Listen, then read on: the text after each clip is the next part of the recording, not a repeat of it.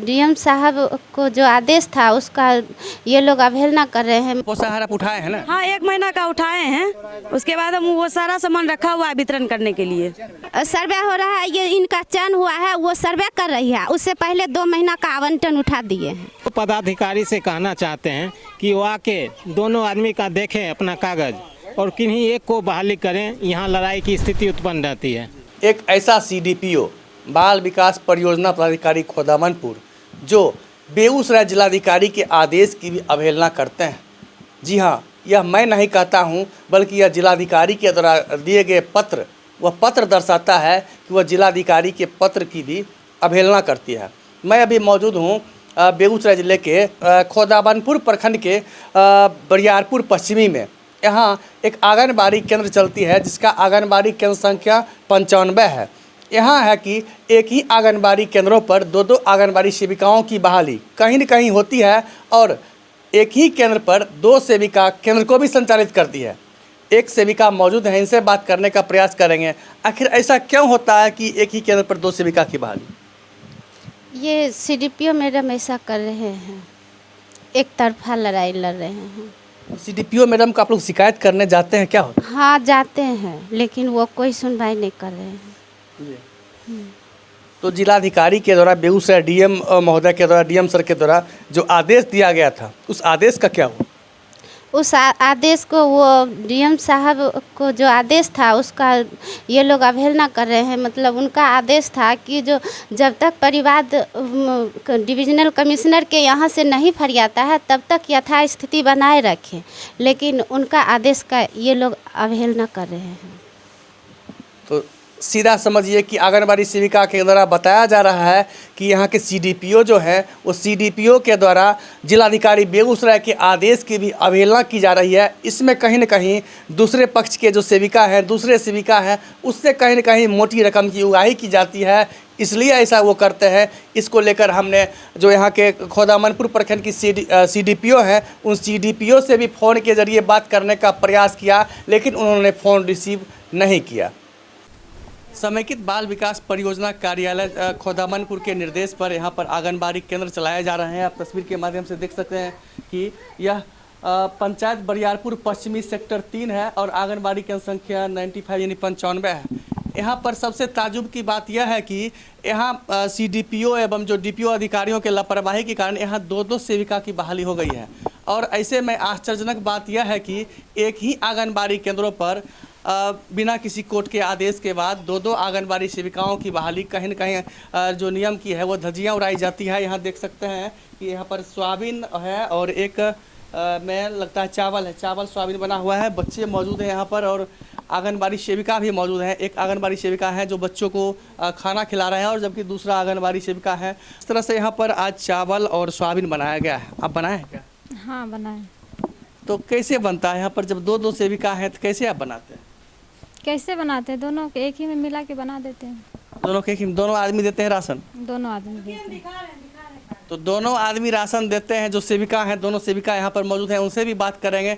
आखिर एक ही केंद्र पर 2-2 आंगनबाड़ी सेविकाओं की बहाली अधिकारी कैसे करते हैं और इस परिस्थिति में एक ही जो है राशन पानी में एक ही जगह खाना बनता है, लेकिन यहाँ पर सेविकाएं 2 हैं। सबसे पहले इनसे बात करेंगे। एक ही केंद्र पर आप भी राशन देते हैं? नंबर बेसिस पर बहाली हुआ था 2019 के नियमावली के अनुसार, उसी आधार पर कर रहे हैं। तो कब आपकी बहाली हुई?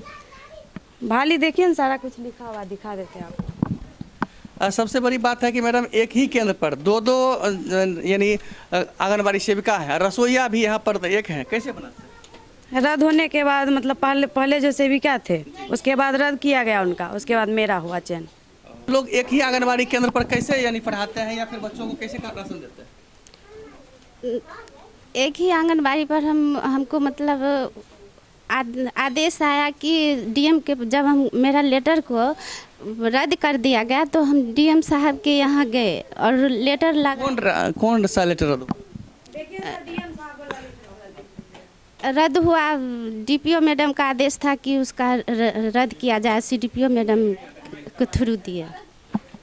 तो फिर अभी आपका चयन है, आप कैसे यहाँ पर पढ़ाते हैं बच्चों?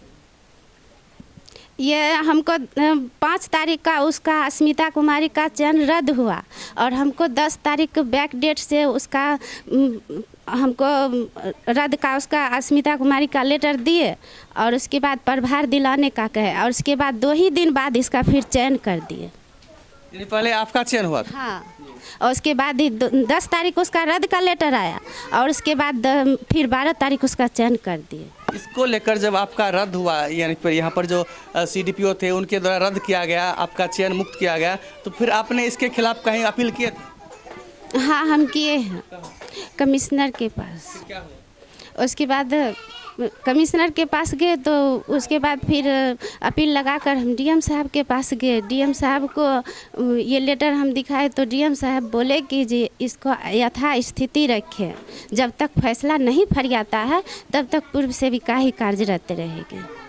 इसका उल्लंघन कर रहे हैं यहाँ का जो DPO मैडम है और CDPO मैडम। CDPO कौन?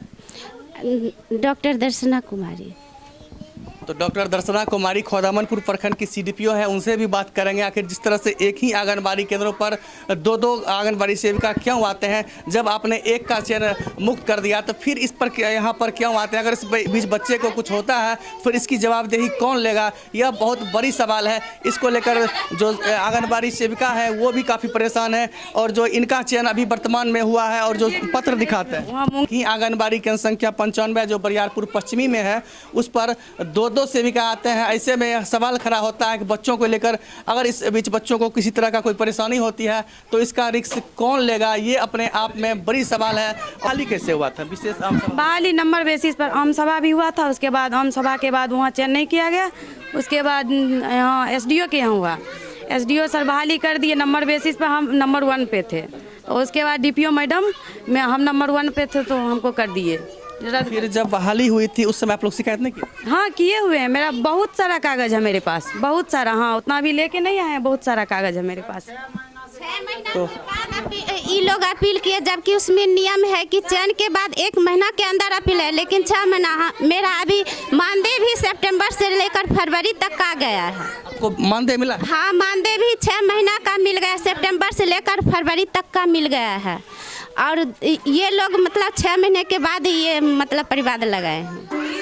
तो ऐसे में जो CDPO है बाल विकास परियोजना पदाधिकारी दर्शना कुमारी, उनकी साफ लापरवाही झलक रही है।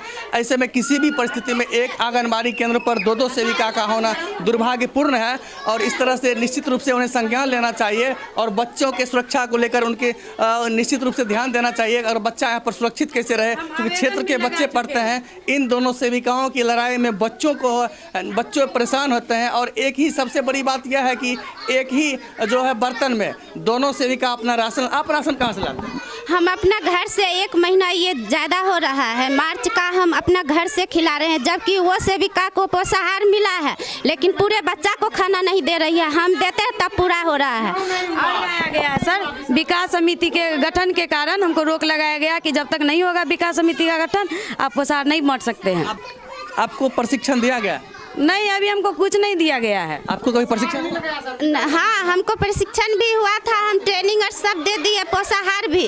और ये DPO मैडम और यहाँ का जो CDPO मैडम बराबर ये सब मोटा रकम लेकर हमको डिसाइड कर रहे हैं। को हटाना है CDPO को। अगर किसी बच्चे के साथ कुछ ऐसा होता है, अगर किसी बच्चे के साथ कुछ अनहोनी होती है राशन से, खाना से, भोजन से, इसका जिम्मेवार कौन? हाँ, इसका जिम्मेवार तो आप दोनों से भी फंसी। हाँ हाँ। ऐसे में CDPO का क्या है? CDPO क्या होता है? आवेदन भी दे चुके हैं CDPO मैडम को। CDPO क्या बोल रही है? कुछ नहीं जवाब दे रही है। अब CDPO को तो यहाँ चाहिए कि एक सेविका रहे। कोई आप ही का है, हम नहीं कहते कब करना, जो नियमानुकूल हो। वो मैडम का काम है ना सर, वो तो मेरा काम नहीं है। हमको तो जैसा कहा गया वैसा हम करते हैं। तो कुछ ग्रामीण है उनसे भी बात करने का प्रयास करेंगे। अलग अलग बना, ये अलग आनते हैं और वो भी अलग आनते हैं। हाँ, बनता है एक जगह। हाँ, बनता है एक जगह। तो 2-2 सेविकाएं केंद्र पर कैसे होगी? तो अब इन्होंने लोगों दोनों पता लगेगा। इससे तो CDPO को चाहिए ना, CDPO को यहाँ पर नियमानुसार एक सेविका जो जिसका बहाली हो की है उनको ही ना है, इनको लोग थोड़ी गलती है, इनको थोड़ी गलती है, गलती है उनको। CDPO की जो गलती है, CDPO अपने अनुसार अगर इनका बहाली किए हैं तो उन सेविका को यहाँ नियमानुसार या प्रशासन से यहाँ हटाना चाहिए। हाँ, तो हटाना नहीं चाहिए। आज तक तो कभी देखे हैं एक आंगनबाड़ी में सेविका 2 को भी देखे हैं? क्योंकि जिस तरह से आंगनबाड़ी केंद्र संख्या 95 जो खोदामनपुर प्रखंड के आती है, बरियारपुर पश्चिमी का यह आंगनबाड़ी केंद्र है जो अपने आप में एक अलग ही पहचान बनाई है। उसमें भी इसमें यहाँ के जो CDPO है उनकी लापरवाही के कारण, उनके मिलीभगत होने के कारण एक ही केंद्र पर 2-2 सेविका की बहाली होती है। एक सेविका को कभी हटा दिया जाता है तो एक सेविका को कभी रख लिया जाता है। ये अपने आप में बड़ा सवाल है। इस पर जिलाधिकारी बेगूसराय को खुद से निर्णय लेना होगा और जो नियमानुसार जो होगा उस पर कानूनी कार्रवाई करनी चाहिए, अन्यथा इन बच्चों का भविष्य कहाँ जाएगा ये समझ से परे है। आंगनबाड़ी केंद्र संख्या 95 की अध्यक्ष महोदया हैं, इनसे भी बात करेंगे। यहाँ पर एक ही आंगनबाड़ी केंद्रों पर 2-2 सेविका हैं, कैसे और राशि निकालते हैं, कैसे यहाँ काम? अब वो तो गड़बड़ी वहीं से न है, CDPO से? हाँ बहाली करने में है। यहाँ पर तो स्थिति है जो विशेष पे होता है तो जिनका नंबर है पहले उसको करना चाहिए, तो अब तो वहीं से गड़बड़ी है। इसमें है पहला पॉइंट जो 1 नंबर पर तो मान लीजिए ये है, लेकिन ये सेकंड पर है, तो सेकंड पर है तो मैंने इनका लफड़ा है कि नौकरी का, इनके हस्बैंड नौकरी में, इनका हस्बैंड नौकरी पर है, तो वही मतलब आय जो है आय पर वो जो वो बात की बात है, आय पर मैंने बहस है, आय पर नियमावली में क्या कहता है वो तो आप ऊपर अधिकारी के जानेंगे। और तो बताया जाता है कि एक सेविका है जिनकी चयन की गई है और उनका जो है इनकम को लेकर, जो इनकम आय प्रमाण पत्र होती है उसको लेकर यहाँ पर जो है मामला फंसा हुआ है, पेंच फंसा हुआ है। इस पेंच फंसाने में कहीं न कहीं जो खोदामनपुर की CDPO है सीधे तौर पर जिम्मेदार हैं। उनके ऐसा निश्चित रूप से SDO साहब, इनको पहले बहाली के SDO साहब किए हैं मंझौल में, तो मंझौल किए हैं, तो इनका चयन पद मिला लगभग 2 महीना या 3 महीना ड्यूटी भी कर रहे हैं। अब जो भी हो उसके बाद में अपना अप्लाई करके आप जहाँ से अपना लिए निर्णय, तो विशेष आम सभा में हुई है, विशेष आम सभा हुए CDPO के पास हुआ, यहाँ नहीं हुए। आम सभा में हंगामा हो जाता, लड़ाई झगड़ा हो जाता, मारपीट हो जाता था, कुछ भी नहीं आम सभा में हंगामा होने के बाद ही विशेष आम सभा होती है। ऐसा नहीं होता कि अनुमंडल स्तर पर कहीं भी अगर ऐसा नियम है कि आम सभा में अगर किसी तरह की परेशानी होती है, हो हंगामा होता है, लोग परेशान करते हैं, तो उसके बाद विशेष आम सभा का आयोजन होता है जिसमें DPO सीधे तौर पर विशेष आम सभा का जो है डेट निर्धारित करती है और अनुमंडलाधिकारी संबंधित अनुमंडल के जो अनुपदाधिकारी होते हैं उनके निर्देश पर आम सभा का डेट तिथि तय होता है और विशेष आम सभा का आयोजन किया जाता है, जिसके बाद वहाँ पर जो है आंगनबाड़ी सेविका का चयन होता है। ऐसे में जिस तरह से यहाँ पर आंगनबाड़ी सेविका का चयन विशेष आम सभा के द्वारा किया गया है, जो अनुमंडल मंझौल के जो अनुमंडल अधिकारी हैं उनके द्वारा किया गया, उसके बाद उनकी जो है यह बताया जाता है कि 6 महीना का वेतन आने के बाद यहाँ पर इनकी बहाली फिर से कर दी गई है और एक ही आंगनबाड़ी केंद्रों पर 2-2 सेविका। सबसे बड़ी बात यही है। मेरी बात सुनिए ना सर, 1 मिनट। जैसे हम 1 नंबर पर थे और नियमावली के अनुसार मेरा 1 नंबर पर था हर एक चीज़ में, उसके बाद SDO सर मार्गदर्शन आने के बाद भी दूसरा नंबर पर जो थे उनका बहाली कर दिए और मार्गदर्शन में था कि ससुर और हस्बैंड या परिवार के आय से कोई मतलब नहीं है। अगर आवेदिका 12,000 या 12,000 से ज़्यादा कमाती है तो उसको नहीं होगा, अगर नहीं कमाती है तो उसको होना चाहिए। तो पति का इनकम यानी पति का इनकम से कोई मतलब नहीं है, आवेदिका से मतलब है सर। और उसके बाद जब SDO सर के ऑफिस में जब इनका चयन हुआ था तो मेरे साथ जोर जबरदस्ती करके और हमको भगाने की कोशिश कर रहे थे। SDO के खिलाफ कहीं सक्षम न्यायालय में सुनिए, उसके बाद सर हमको बोले तुमको प्रेजेंट नहीं होने देंगे, तो बोले सर हम प्रेजेंट है, आपको नहीं करना है तो नहीं कीजिए, लेकिन प्रेजेंट हमको होने दीजिए। तो फिर बहुत हम बोले, रिक्वेस्ट किए, तब हमको प्रेजेंट होने के लिए दिए। जी सर। तब उसके बाद हम आगे जैसे आवेदन देना हर एक चीज़ हम किए नियम के अनुसार। अब आप क्या कीजिएगा? अब यहाँ पर CDPO के द्वारा आपको यहाँ पर चयन मुक्त कर दिया गया है, अब क्या मैडम मना भी किया ऑफिस में बुला। अब हम कमिश्नर के पास जाएंगे, लेकिन सर मेरा जब चयन हुआ था तो अनुमंडल स्तर पर जब हुआ था तो उस समय CDPO मैडम, सुपरवाइजर और सब मौजूद थे। तो आय के आधार पर नियमावली में दिया हुआ है कि जो आय जिसका मासिक आय 12,000 ये से अधिक हो तो उसको नहीं होना चाहिए। तो आय दर्शाई है 3,15,960 दर्शाई है। इसी आय के कारण SDO सर का कट किए। उसके बाद सर और जब कुमारी लड़की रहती है तो उसको पिता के ओर से आय बनता है, जब विवाहित होती है तो पति के लेकर बनता है। इसी के आधार पर SDO साहब कट किए थे। सर अपील होना चाहिए, सुनवाई होना आपको चाहिए। उसके बाद सर इनका पति मीरा कुमारी का क्या कहना? सर कहना है मेरा चेन हो गया, एसडीओ साहब का देखता हुआ जहाँ से भी हुआ, जब मेरा रद्द किया जाता है तो कहीं उसका पक्ष होता है, जब डीपीओ मैडम के पास अपील होता है या कमिश्नर के पास अपील होता है या हाई कोर्ट में अपील होता है, वहाँ सुनवाई मेरा भी होता, मेरा भी पक्षपात होता, उसके बाद मेरा फिर रद्द किया जाता, उनको चेंज किया जाता। उसके बाद कि ऐसा थोड़े है कार्यालय मान के चलिए सीधे अपना इनका कह देते हैं जो रद्द हो गया और उनका चेन हो गया, फिर मेरा भी देखिए उनका भी देखिए रद्द कर दिया, फिर मेरा चेन कर दिया। देखिए अभी भी देखिए सर, उनका देखिए रद्द कौन कर दिया, मेरा चेन कर दिया। कहाँ का चिट्ठी है? वहीं का बाल विकास परियोजना कार्यालय पदाधिकारी खोदावरपुर। कर दिए, मेरा रद्द कर दिए। ऐसे कैसे कभी उनका चेंज कर देते हैं, मेरा रद्द कर देते हैं, कभी मेरा चेंज कर देते हैं, कभी उनका रद्द कर देते हैं। लेकर मोटा रकम लेकर डीपीओ मैडम और सीडीपीओ मैडम बराबर मोटा रकम लेकर ऐसा हमको डिसाइड करते हैं। यहाँ पर इनका जो रद्द हुआ था ना, ब्लॉक से आकर के यहाँ पर साट दिए थे, वो भी लोग रद्द मतलब फाड़ के फेंक देते थे। एक मिनट सर, सहायिका को पूछिए क्या किया, ये झूठ बोले कि तो सहायिका सबसे बड़ी सहायिका है, यहाँ बताया जाता है कि एक ही जो है जो देखे सो बोलते हैं, इसमें झूठ बोलने क्या बात है? ना हमको वो कमीशन देगी ना ही ई देंगे। इसके पक्ष में ही बोल रही, जब वो रद्द का लेटर आया था तो उससे पहले डीएम साहब का आदेश था कि जब तक मुंगेर से डिविजनल कमिश्नर के यहाँ से नहीं फरियाता है तब तक यथा स्थिति बनाए रखे, और बोले वो प्रभार लेने के लिए आए थे तो वो डीएम साहब का आदेश था कि आप प्रभार कभी नहीं दीजिएगा, इस कारण हम नहीं हटे। तो यहाँ जो स्थिति है काफ़ी जो नारकीय स्थिति बनी हुई है, इसमें कहीं न कहीं यहाँ के सीडीपीओ निश्चित तौर पर जिम्मेदार हैं। सीडीपीओ को जो है आकर के चिपका जैसे यहाँ बच्चा मर जाएगा, सुनिए ना, मना भी कर दिया, अब क्या करेंगे उनको? फिर प्रशासन के द्वारा, पुलिस प्रशासन के द्वारा यहाँ हटाया जाए इनको।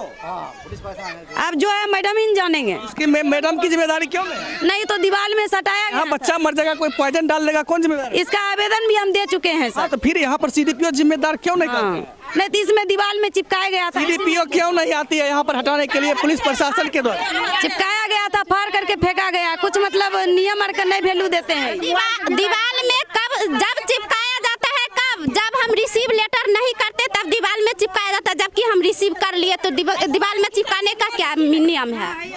मोबाइल से खींच के रखे थे, वहाँ जब आए वो नहीं, चिट्ठी जो चिट्ठी सटा है उसकी चर्चा हम नहीं कर रहे हैं। यहाँ अगर इनको हटाया गया तो नियमानुसार प्रशासन से अगर कोई कब्जा होता है, कुछ आ जाता है तो प्रशासन बाय पत्र आके इनको हटाना चाहिए। हाँ, ये बात तो सही है, कोई आएंगे हटाएंगे तभी ना होगा। इसका जिम्मेदारी किसके पास? दीवार में सीडीपीओ मैडम आए, सीडीपीओ को सर चाहिए ना यहाँ से हटाने के लिए। हाँ तो उनको जिम्मेदारी है, अगर इनकी बहाली गलत है तो यहाँ पर हटाना चाहिए ना। सीडीपीओ जो कार्यालय प्रखंड कार्यालय है उनको जिम्मेदारी है। स्थिति बहुत खराब बनते जा रही है, सामाजिक सौहार्द भी बिगड़ रहा है। ऐसे में जो है यहाँ पर सीडीपीओ है, इसको अपना सख्त जो है कार्रवाई करनी चाहिए। जिस सेविका का आपने यहाँ पर चयन किया है उस सेविका को यहाँ पर जो नियमानुसार जो है उसका यहाँ पर चयन किए हैं उसे निश्चित रूप से यहाँ पर सही तरीके से आंगनबाड़ी केंद्र को संचालन करने दें, जिससे यहाँ के बच्चों को भी लाभ हो सके और सामाजिक सौहार्द भी बना रहे। क्या हुआ, एक ही आंगनबाड़ी केंद्रों पर दो सेविका कैसे काम करें? हम तो पदाधिकारी से कहना चाहते हैं कि वो आके दोनों आदमी का देखें अपना कागज और किन्हीं एक को बहाली करें, यहाँ लड़ाई की स्थिति उत्पन्न रहती है। हम किन्हीं के बारे में कुछ नहीं, हम सिर्फ ये पदाधिकारी सीडीपीओ हो चाहे एसडीओ हो चाहे जो भी हो, उनसे ये कहना चाहते हैं कि वो आके दोनों आदमी का देखें अपना कागज, और जो जिनका चयन करना है एक को चयन करके यहाँ रहने दें, एक को हाई कोर्ट का चाहे जो भी कोर्ट का शरण लेने का आदेश दें। यहाँ बराबर झंझट होती है, जैसे बता रहे एक सेविका की गाली गलौज तक की नौबत। जी बिल्कुल होती है। हम एक दिन समझाने के लिए आए कि जब तक पदाधिकारी गण नहीं आते हैं दोनों आदमी अलग अलग बैठ के अपना काम कीजिए और आपस में गाली गलौज नहीं कीजिए, बच्चा का संस्कार पे पड़ेगा। तो बच्चों का संस्कार पर पड़ता है, जो सीखते हैं, जो शिक्षक होते हैं उनका संस्कार बच्चों में जाता है, और बच्चों का संस्कार से लेना देना यहाँ के सीडीपीओ का नहीं है। तब तो एक ही आंगनबाड़ी केंद्रों पर दो सेविकाएं आती है, बखूबी यहाँ पर राशन जो है बनता है, जो खाना बनता है, भोजन बनता है, वो एक ही जगह दोनों राशन देते हैं और एक ही बर्तन में बनाया जाता है। सबसे खतरनाक यह है कि यहाँ पर जो है एक ही सेविका के होने के कारण बराबर यहाँ पर झंझट की जो नौबत आती है। इससे यहाँ के सीडीपीओ को सबक लेना चाहिए और नियम जो है नियमानुसार कार्रवाई भी करनी चाहिए। फर्स्ट बार उठा है सर, उसके बाद जब वितरण नहीं किया गया तो हम दूसरी बार नहीं उठाए, और मैडम बोले 20 तारीख का डेट दिए हैं कि वितरण करवाएंगे हम। और सुपरवाइजर मैडम, हाँ 20 तारीख पोषाहार आप उठाए हैं ना? हाँ, 1 महीना का उठाए हैं, उसके बाद हम वो सारा सामान रखा हुआ है वितरण करने के लिए। आपका अकाउंट खुला है तब? हाँ, अकाउंट खुला है सर। कोषार भी मिल गए। तो इनका भी अकाउंट खुला हुआ है और उनका भी अकाउंट खुला हुआ है। चेंज हुआ है सर। लग गया, मेरे में रोक लग गया और इनका चयन मतलब अब सर्वे हो रहा है, उससे पहले 2 महीना का आवंटन मिल गया है। किस चीज़ का सर्वे हो रहा है? सर्वे हो रहा है, ये इनका चयन हुआ है, वो सर्वे कर रही है, उससे पहले 2 महीना का आवंटन उठा दिए हैं और हम पर रोक लगा दी। को भी वेतन मिला? हाँ, हमको भी वेतन मिला। 6 महीना तक का, सितंबर से लेकर फरवरी तक का मानदेय मिल गया है। मैं तो यहाँ के ग्रामीणों से भी आग्रह करूँगा कि इसको लेकर आप पदाधिकारी के पास जाएं और पदाधिकारी जिस तरह से यहाँ पर जो है मनमानी कर रहे हैं, कहीं न कहीं मोटी राशि लेकर इस तरह का धंधा अधिकारी के द्वारा किया जाता है, पदाधिकारी के द्वारा किया जाता है। ऐसे में जो अधिकारी हैं उन पर भी कार्रवाई जिलाधिकारी बेगूसराय के द्वारा किया जाना चाहिए। ऑटोमेटिक कभी किसी का रद्द करते हैं तो कभी किसी को चयन मुक्त करते हैं तो कभी किसी का फिर योगदान दिलाते हैं। ऐसे में सीधे तौर पर जिलाधिकारी महोदय से मैं आग्रह करता हूँ कि इसकी निष्पक्ष जाँच हो और दोषी अधिकारियों के खिलाफ आवश्यक कानूनी कार्रवाई भी किया जाए।